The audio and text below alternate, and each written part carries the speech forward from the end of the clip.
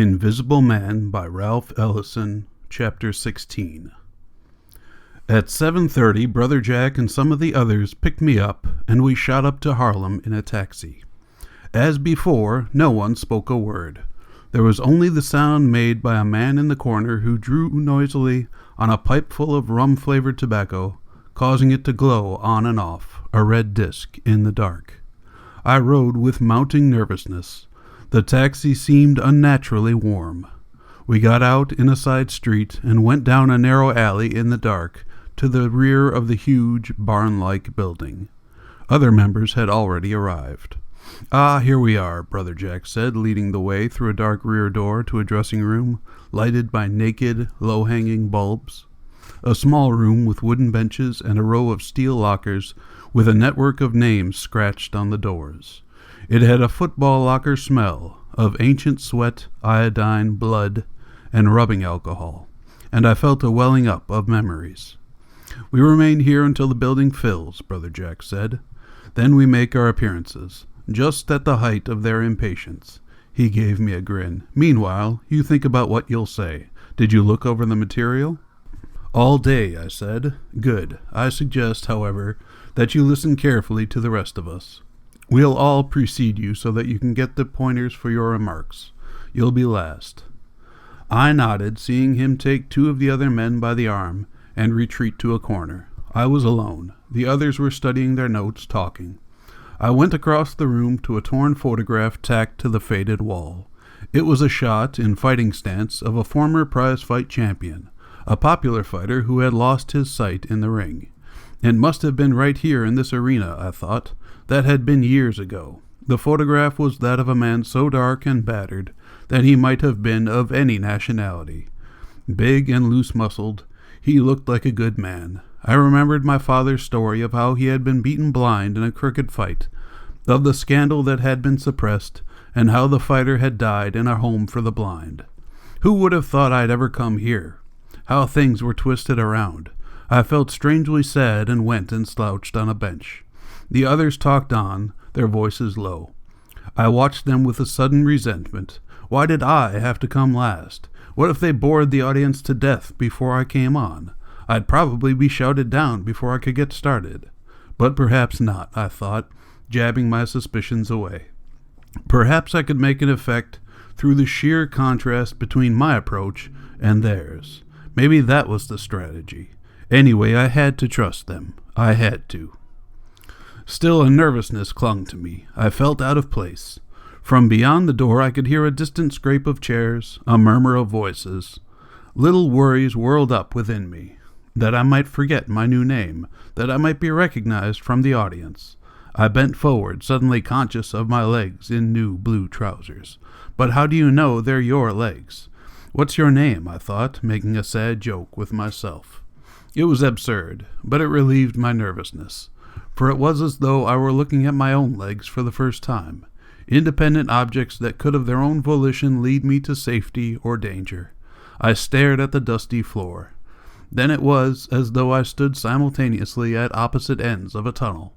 I seemed to view myself from the distance of the campus while yet sitting there on a bench in the old arena, dressed in a new blue suit, sitting across the room from a group of intense men who talked among themselves in hushed, edgy voices, while yet in the distance I could hear the clatter of chairs, more voices, a cough.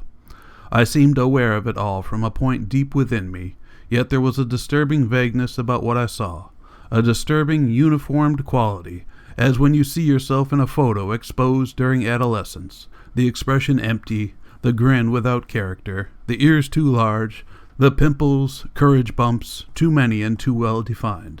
This was a new phase, I realized, a new beginning, and I would have to take that part of myself that looked on with remote eyes, and keep it always at the distance of the campus, the hospital machine, the battle royale, all now far behind. Perhaps the part of me that observed listlessly but saw all, missing nothing, was still the malicious arguing part, the dissenting voice, my grandfather part, the cynical disbelieving part, the traitor self that always threatened internal discord. Whatever it was, I knew that I'd have to keep it pressed down. I had to, for if I were successful tonight, I'd be on the road to something big, No more flying apart at the seams. No more remembering forgotten pains. No, I thought, shifting my body, they're the same legs on which I've come so far from home. And yet they were somehow new. The new suit imparted a newness to me. It was the clothes and the new name and the circumstances. It was a newness too subtle to put into thought, but there it was. I was becoming someone else. I sensed vaguely and with a flash of panic that the moment I walked out upon the platform and opened my mouth, I'd be someone else. Not just a nobody with a manufactured name which might have belonged to anyone, or to no one, but another personality. Few people knew me now, but after tonight, how was it? Perhaps simply to be known, to be looked upon by so many people, to be the focal point of so many concentrating eyes. Perhaps this was enough to make one different, enough to transform one into something else, someone else. Just as by becoming an increasingly larger boy, one became, one day, a man with a deep voice, although my voice had been deep since I was 12. But what if someone from the campus wandered into the audience, or someone from Mary's, even Mary herself? No, it wouldn't change it, I heard myself say softly. That's all past. My name was different. I was under orders. Even if I met Mary on the street, I'd have to pass her by, unrecognized. A depressing thought, and I got up abruptly and went out of the dressing room and into the alley. Without my overcoat, it was cold. A feeble light burned above the entrance, sparkling the snow. I crossed the alley to the dark side, stopping near a fence that smelled of carbolic acid, and which, as I looked back across the alley, caused me to remember a great abandoned hole that had been the size of a sports arena that had burned before my birth. All that was left, a cliff drop of some 40 feet below the heat-buckled walk, was the shell of concrete with weirdly bent and rusted rods that had been its basement. The hole was used for dumping, and after a rain it stank with stagnant water. And now in my mind I stood upon the walk looking out across the hole past a Hooverville shanty of packing cases and bent tin signs to a railroad yard that lay beyond.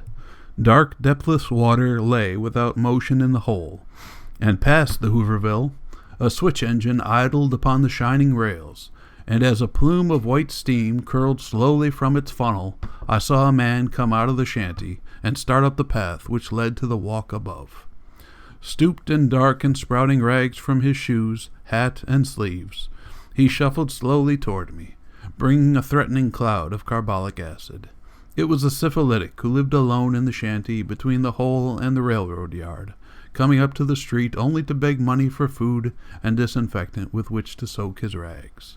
Then in my mind, I saw him stretching out a hand from which the fingers had been eaten away, and I ran, back to the dark and the cold and the present. I shivered, looking toward the street, where up the alley through the tunneling dark, 3 mounted policemen loomed beneath the circular, snow-sparkling beam of the street lamp, grasping their horses by their bridles, the heads of both men and animals bent close, as though plotting, the leather of saddles and leggings shining. 3 white men and 3 black horses. Then a car passed, and they showed in full relief, their shadows flying like dreams across the sparkle of snow and darkness. And as I turned to leave, one of the horses violently tossed its head, and I saw the gauntleted fist yanked down. Then there was a wild neigh, and the horse plunged off in the dark. The crisp, frantic clanking of metal and the stomping of hooves followed me to the door. Perhaps this was something for Brother Jack to know. But inside they were still in a huddle, and I went back and sat on the bench. I watched them, feeling very young and inexperienced, and yet strangely old, with an oldness that watched and waited quietly within me. Outside, the audience had begun to drone, a distant churning sound that brought back some of the terror of the eviction. My mind flowed.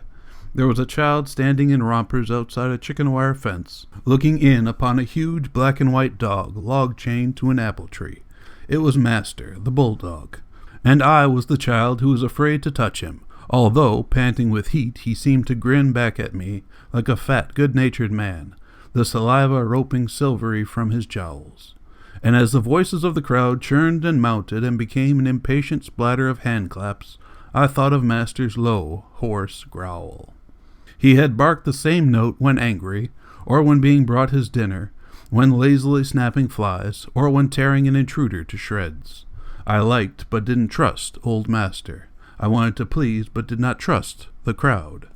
Then I looked at Brother Jack and grinned. That was it. In some ways he was like a toy bull terrier. But now the roar and clapping of hands became a song, and I saw Brother Jack break off and bounce to the door. "Okay, brothers," he said, "that's our signal." We went in a bunch, out of the dressing room and down a dim passage, a roar with the distant sound. Then it was brighter, and I could see a spotlight blazing the smoky haze. We moved silently, Brother Jack following 2 very black Negroes and 2 white men who led the procession, and now the roar of the crowd seemed to rise above us, flaring louder. I noticed the others falling into columns of 4, and I was alone in the rear like the pivot of a drill team. Ahead, a slanting shaft of brightness marked the entrance to one of the levels of the arena, and now as we passed it the crowd let out a roar. Then swiftly we were in the dark again and climbing, the roar seeming to sink below us, and we were moved into a bright blue light and down a ramp, to each side of which, stretching away in a curve, I could see rows of blurred faces. Then suddenly I was blinded and felt myself crash into the man ahead of me. "It always happens the first time," he shouted, stopping to let me get my balance, his voice small in the roar. "It's the spotlight." It had picked us up now, and beaming just ahead, led us into the arena and encircled us full in its beam, the crowd thundering. The song burst forth like a rocket to the marching tempo of clapping hands. "John Brown's body lies a-mouldering in the grave. John Brown's body lies a-mouldering in the grave. John Brown's body lies a-mouldering in the grave. His soul is marching on." Imagine that, I thought. They make the old song sound new. At first I was as remote as though I stood in the highest balcony looking on. Then I walked flush into the vibrations of the voices, and felt an electric tingling along my spine. We marched toward a flag-draped platform set near the front of the arena, moving through an aisle left between rows of people in folding chairs. Then onto the platform past a number of women who stood when we came on. With a nod, Brother Jack indicated our chairs, and we faced the applause standing. Below and above us was the audience, row after row of faces, the arena a bowl-shaped aggregation of humanity. Then I saw the policemen and was disturbed. What if they recognized me? They were all along the wall. I touched the arm of the man ahead, seeing him turn, his mouth halting in a verse of the song. "Why all the police?" I said, leaning forward on the back of his chair. "Cops, don't worry. Tonight they're ordered to protect us. This meeting is of great political consequences," he said, turning away. Who ordered them to protect us, I thought. But now the song was ending, and the building rang with applause, yells, until the chant burst from the rear and spread, "No more dispossessing of the dispossessed. No more dispossessing of the dispossessed." The audience seemed to have become one, its breathing and articulation synchronized. I looked at Brother Jack. He stood up front beside a microphone, his feet planted solidly on the dirty canvas-covered platform, looking from side to side, his posture dignified and benign, like a bemused father listening to the performance of his adoring children. I saw his hand go up in a salute, and the audience thundered, and I seemed to move in close, like the lens of a camera, focusing into the scene and feeling the heat and excitement and the pounding of voice and applause against my diaphragm, my eyes flying from face to face, swiftly, fleetingly, searching for someone I could recognize, for someone from the old life, and seeing the faces become vaguer and vaguer the farther they receded from the platform. The speeches began, first an invocation by a Negro preacher, then a woman spoke of what was happening to the children. Then came speeches on various aspects of the economic and political situation. I listened carefully, trying to snatch a phrase here, a word there, from the arsenal of hard, precise terms. It was becoming a high-keyed evening. Songs flared between speeches. Chants exploded as spontaneously as shouts at a Southern revival. And I was somehow attuned to it all. I could feel it physically. Sitting with my feet on the soiled canvas, I felt as though I had wandered into the percussion section of a symphony orchestra. It worked on me so thoroughly that I soon gave up trying to memorize phrases and simply allowed the excitement to carry me along. Someone pulled on my coat sleeve. My turn had come.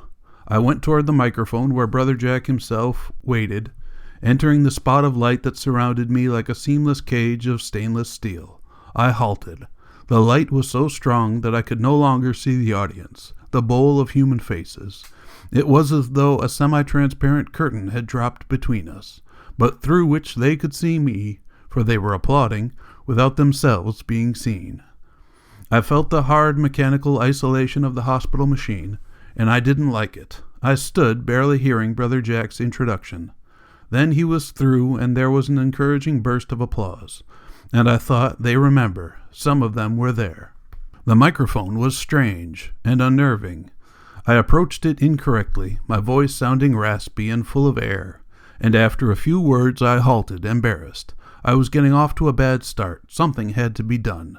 I leaned toward the vague audience closest to the platform and said, "Sorry, folks, up to now they've kept me so far away from these shiny electric gadgets, I haven't learned the technique.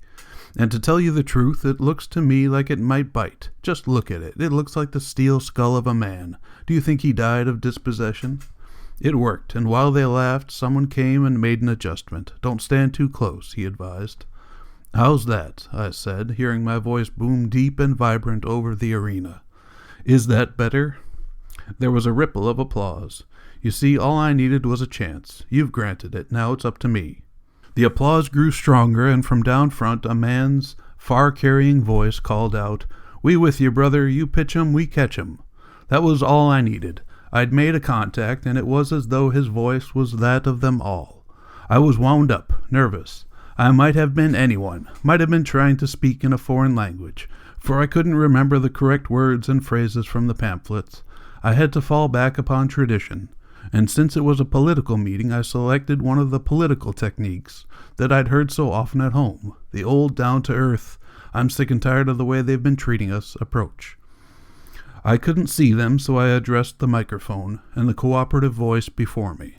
"You know, there are those who think we who are gathered here are dumb," I shouted. "Tell me if I'm right." "That's a strike, brother," the voice called. "You pitched a strike. Yes, they think we're dumb. They called us the common people. But I've been sitting here listening and looking and trying to understand what's so common about us. I think they're guilty of a gross misstatement of fact. We are the uncommon people." "Another strike," the voice called in the thunder, and I paused, holding up my hand to halt the noise. "Yes, we're the uncommon people, and I'll tell you why. They call us dumb, and they treat us dumb, and what do they do with dumb ones? Think about it. Look around. They've got a slogan and a policy. They've got what Brother Jack would call a theory and a practice. It's never give a sucker an even break. It's dispossess him, evict him, use his empty head for a spittoon and his back for a doormat. It's break him, deprive him of his wages. It's use his protest as a sounding brass to frighten him into silence. It's beat his ideas and his hopes and homely aspirations into a tinkling cymbal, a small, cracked cymbal to tinkle on the 4th of July. Only muffle it. Don't let it sound too loud. Beat it in stop time. Give the dumb bunnies the soft shoe dance, the big wormy apple, the Chicago getaway, the shoe fly don't bother me. And do you know what makes us so uncommon?" I whispered hoarsely. "We let them do it." The silence was profound. The smoke boiled in the spotlight. "Another strike," I heard the voice call sadly. "Ain't no use to protest the decision." And I thought, is he with me or against me? Dispossession is the word," I went on. "They've tried to dispossess us of our manhood and womanhood, of our childhood and adolescence.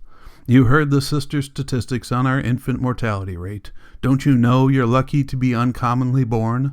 Why, they even tried to dispossess us of our dislike of being dispossessed. And I'll tell you something else. If we don't resist, pretty soon they'll succeed. These are the days of dispossession, the season of homelessness, the time of evictions. We'll be dispossessed of the very brains in our heads, and we're so uncommon that we can't even see it. Perhaps we're too polite. Perhaps we don't care to look at unpleasantness. They think we're blind, uncommonly blind, and I don't wonder. Think about it. They've dispossessed us each of one eye from the day we were born. So now we can only see in straight white lines. We're a nation of one-eyed mice. Did you ever see such a sight in your life? Such an uncommon sight? And ain't a farmer's wife in the house, the voice called through the titters of bitter laughter. It's another strike. I leaned forward. You know, if we aren't careful, they'll slip up on our blind sides and plop. Out goes our last good eye, and we're blind as bats. Someone's afraid we'll see something. Maybe that's why so many of our fine friends are present tonight. Blue steel pistols and blue serge suits and all. But I believe one eye is enough to lose without resistance, and I think that's your belief. So let's get together. Did you ever notice, my dumb one-eyed brothers, how two totally blind men can get together and help one another along? They stumble, they bump into things, but they avoid dangers too. They get along. Let's get together, uncommon people. With both our eyes, we may see what makes us so uncommon. We'll see who makes us so uncommon. Up to now, we've been like a couple of one-eyed men walking down opposite sides of the street. Someone starts throwing bricks and we start blaming each other and fighting among ourselves. But we are mistaken, because there's a third party present. There's a smooth, oily scoundrel running down the middle of the wide gray street throwing stones. He's the one. He's doing the damage. He claims he needs the space. He calls it his freedom. And he knows he's got us on our blind side, and he's been popping away till he got us silly. Uncommonly silly. In fact, his freedom has got us damn nigh blind. Hush now, don't call no names, I called, holding up my palm. I say to hell with this guy. I say, come on, cross over, let's make an alliance. I'll look out for you, and you look out for me. I'm good at catching, and I've got a damn good pitching arm. You don't pitch no balls, brother, not a single one. Let's make a miracle, I shouted. Let's take back our pillaged eyes. Let's reclaim our sight. Let's combine and spread our vision. Peep around the corner. There's a storm coming. Look down the avenue. There's only one enemy. Can't you see his face? It was a natural pause, and there was applause. But as it burst, I realized that the flow of words had stopped. What would I do when they started to listen again? I leaned forward, straining to see through the barrier of light. They were mine out there, and I couldn't afford to lose them. Yet I suddenly felt naked, sensing that the words were returning, and that something was about to be said that I shouldn't reveal. Look at me, the words ripped from my solar plexus. I haven't lived here long. Times are hard. I've known despair. I'm from the South, and since coming here I've known eviction. I'd come to distrust the world. But look at me now. Something strange is happening. I'm here before you, I must confess. And suddenly Brother Jack was beside me, pretending to adjust the microphone. Careful now, he whispered. Don't end your usefulness before you've begun. I'm all right, I said, leaning toward the mic. May I confess, I shouted, you are my friends. We share a common disinheritance. And it's said that confession is good for the soul. Have I your permission?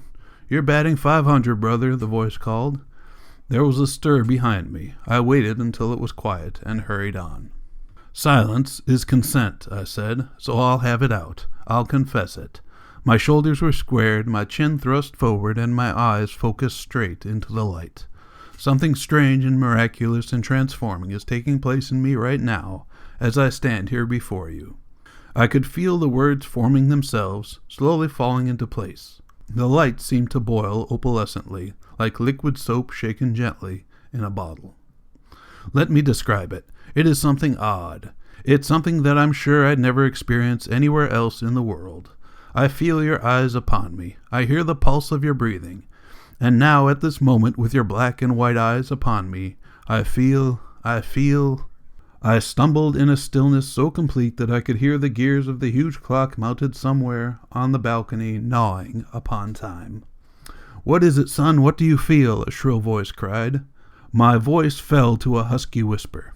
I feel suddenly that I have become more human. Do you understand? More human. Not that I have become a man, for I was born a man, but that I am more human. I feel strong. I feel able to get things done.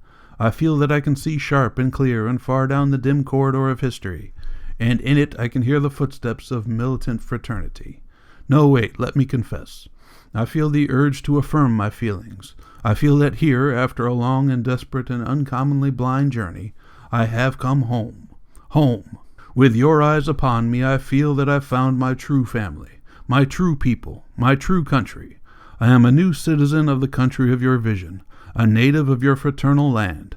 I feel that here tonight, in this old arena, the new is being born and the vital old revived, in each of you, in me, in us all. Sisters, brothers, we are the true patriots, the citizens of tomorrow's world. We'll be dispossessed no more. The applause struck like a clap of thunder.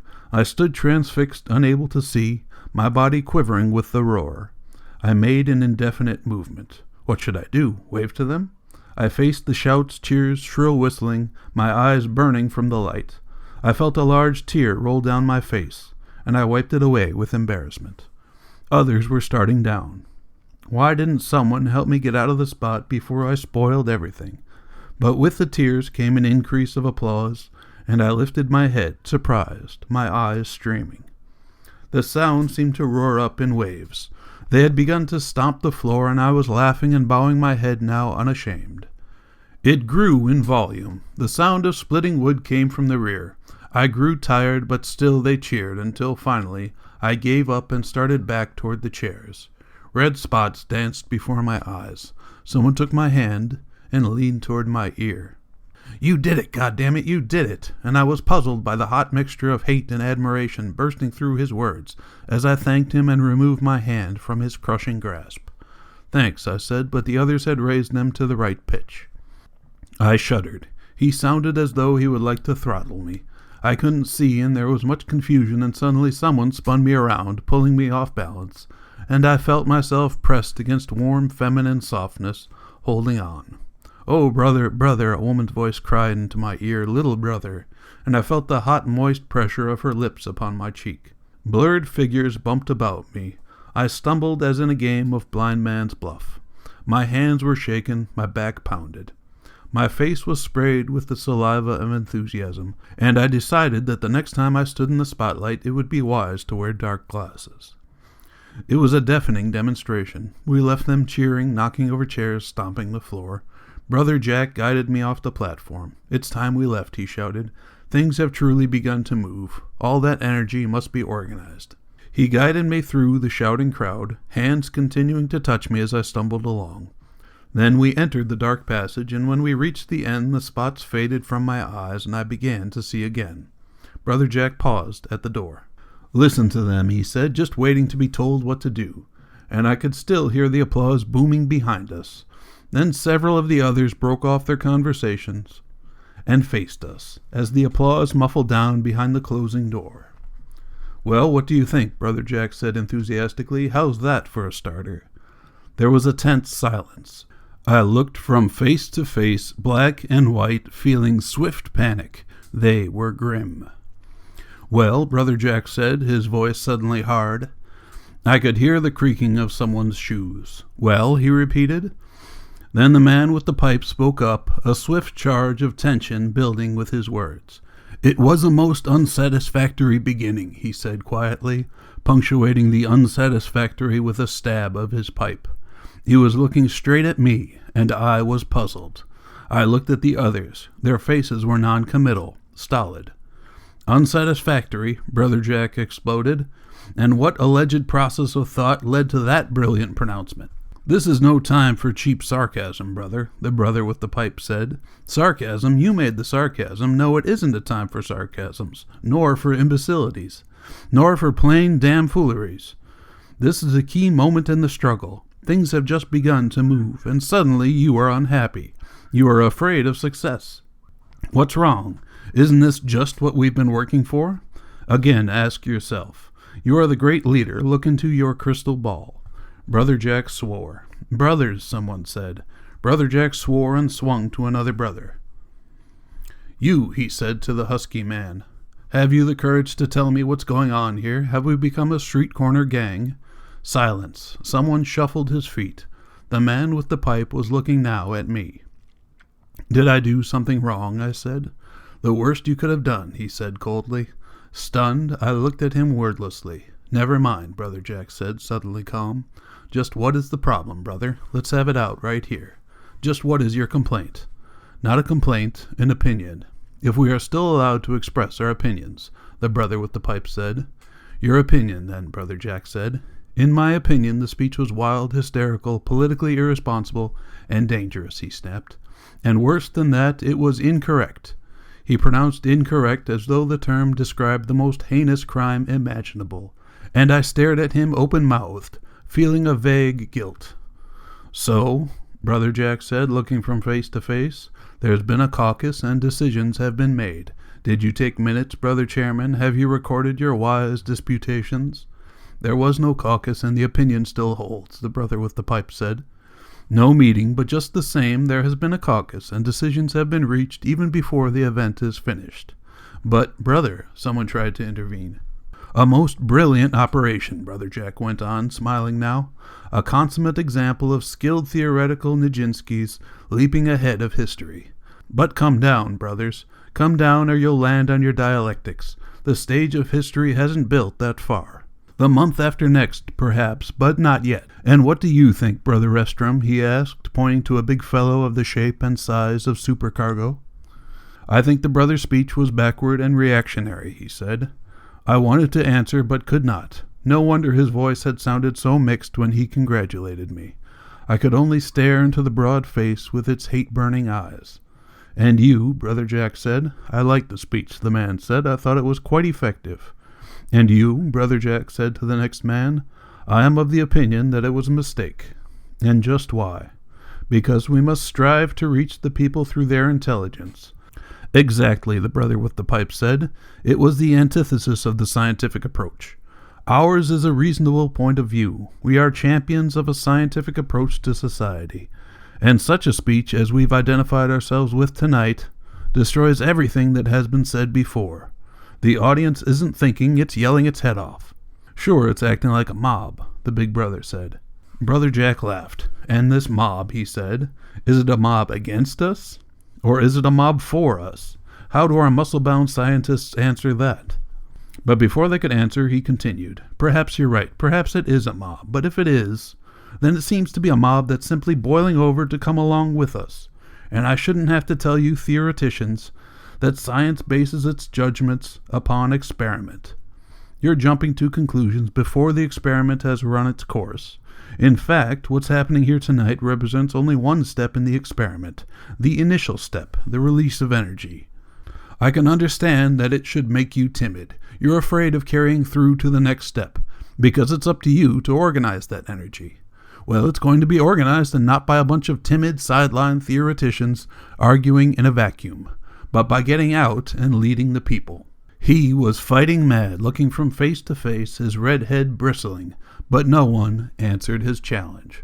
It's disgusting, he said, pointing to me. Our new brother has succeeded by instinct, where for 2 years your science has failed, and now all you can offer is destructive criticism. I beg to differ, the brother with the pipe said. To point out the dangerous nature of his speech isn't destructive criticism. Far from it. Like the rest of us, the new brother must learn to speak scientifically. He must be trained. So at last it occurs to you, Brother Jack said, pulling down the corners of his mouth. Training. All is not lost. There's hope that our wild but effective speaker may be tamed. The scientists perceive a possibility. Very well, it has been arranged. Perhaps not scientifically, but arranged nevertheless. For the next few months, our new brother is to undergo a period of intense study and indoctrination under the guidance of Brother Hambro. That's right, he said, as I started to speak. I meant to tell you later. But that's a long time, I said. How am I going to live? Your salary will continue, he said. Meanwhile, you'll be guilty of no further unscientific speeches to upset our brother's scientific tranquility. In fact, you are to stay completely out of Harlem. Perhaps then we'll see if you brothers are as swift at organizing as you are at criticizing. It's your move, brothers. I think Brother Jack is correct, the short, bald man said. And I don't think that we, of all people, should be afraid of the people's enthusiasm. What we've got to do is to guide it into channels where it will do the most good. The rest were silent, the brother with the pipe looking at me unbendingly. Come, Brother Jack said, let's get out of here. If we keep our eyes on the real goal, our chances are better than ever before. And let's remember that science isn't a game of chess, although chess may be played scientifically.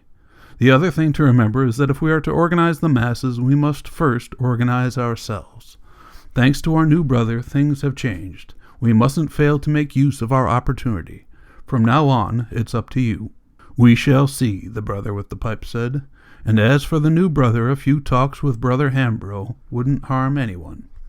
Hambro, I thought, going out. Who the hell is he? I suppose I'm lucky they didn't fire me. So now I've got to go to school again. Out in the night, the group was breaking up, and Brother Jack drew me aside. "Don't worry," he said. "You'll find Brother Hambro interesting." And a period of training was inevitable. Your speech tonight was a test which you passed with flying colors, so now you'll be prepared for some real work. Here's the address. See Brother Hambro the first thing in the morning. He's already been notified. When I reached home, tiredness seemed to explode within me. My nerves remained tense, even after I had had a hot shower and crawled into my bed. In my disappointment, I wanted only to sleep, but my mind kept wandering back to the rally. It had actually happened. I had been lucky and had said the right things at the right time, and they had liked me. Or perhaps I had said the wrong things in the right places. Whatever, they had liked it, regardless of the brothers. And from now on, my life would be different. It was different already, for now I realized that I meant everything that I had said to the audience, even though I hadn't known that I was going to say those things. I had intended only to make a good appearance, to say enough to keep the brotherhood interested in me. What had come out was completely uncalculated, as though another self within me had taken over and held forth, and lucky that it had, or I might have been fired. Even my technique had been different. No one who had known me at college would have recognized the speech. But that was as it should have been, for I was someone new. Even though I had spoken in a very old-fashioned way, I had been transformed. And now, lying restlessly in bed in the dark, I felt a kind of affection for the blurred audience whose faces I had never clearly seen. They had been with me from the first word. They had wanted me to succeed, and fortunately, I had spoken for them, and they had recognized my words. I belonged to them. I sat up, grasping my knees in the dark, as the thought struck home. Perhaps this was what was meant by being dedicated and set aside. Very well, if so, I accepted it. My possibilities were suddenly broadened. As a Brotherhood spokesman, I would represent not only my own group, but one that was much larger.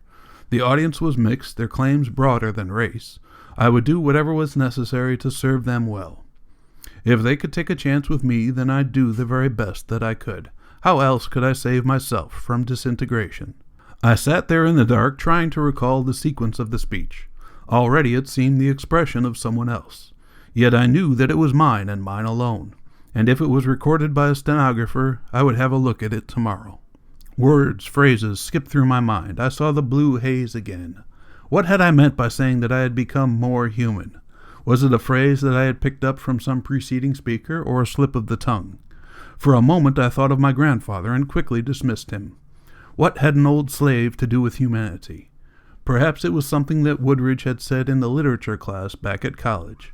I could see him vividly, half drunk on words and full of contempt and exaltation, pacing before the blackboard chalked with quotations from Joyce and Yeats and Sean O'Casey, thin, nervous, neat, pacing as though he walked a high wire of meaning upon which no one of us would ever dare venture. I could hear him. Stephen's problem, like ours, was not actually one of creating the uncreated conscience of his race, but of creating the uncreated features of his face. Our task is that of making ourselves individuals. The conscience of a race is the gift of its individuals who see, evaluate, record. We create the race by creating ourselves, and then to our great astonishment we will have created something far more important. We will have created a culture. Why waste time creating a conscience for something that doesn't exist? For, you see, blood and skin do not think. But no, it wasn't Woodridge. More human. Did I mean that I had become less of what I was, less a Negro? Or that I was less a being apart, less an exile from down home, the South? But all this is negative. To become less in order to become more. Perhaps that was it. But in what way more human? Even Woodridge hadn't spoken of such things. It was a mystery once more. As at the eviction I had uttered words that had possessed me. I thought of Bledsoe and Norton and what they had done. By kicking me into the dark, they'd made me see the possibility of achieving something greater and more important than I'd ever dreamed. Here was a way that didn't lead through the back door, a way not limited by black and white, but a way which, if one lived long enough and worked hard enough, could lead to the highest possible rewards. Here was a way to have a part in making the big decisions, of seeing through the mystery of how the country, the world, really operated. For the first time, lying there in the dark, I could glimpse the possibility of being more than a member of a race. It was no dream. The possibility existed. I had only to work and learn and survive in order to go to the top. Sure, I'd study with Hambro. I'd learn what he had to teach and a lot more.